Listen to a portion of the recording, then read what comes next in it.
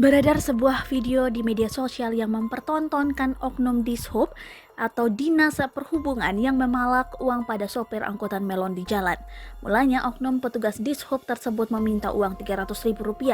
Namun lantaran sang sopir hanya membawa uang Rp50.000, oknum Dishub itu tetap menerima uang yang diberikan.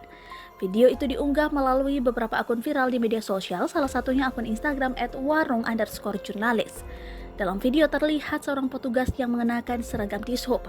Petugas tersebut seakan-akan menawarkan bantuan melalui jalur belakang dengan menagih uang kepada sopir itu di lokasi.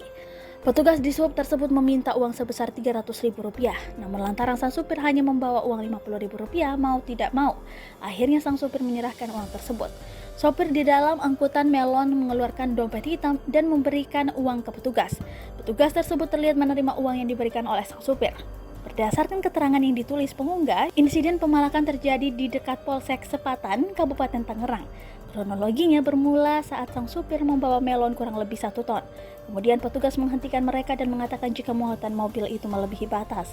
Dilansir oleh tribunjateng.com, saat dikonfirmasi kejadian tersebut dibenarkan oleh Kepala Dinas Perhubungan Kabupaten Tangerang, Agus Suryana.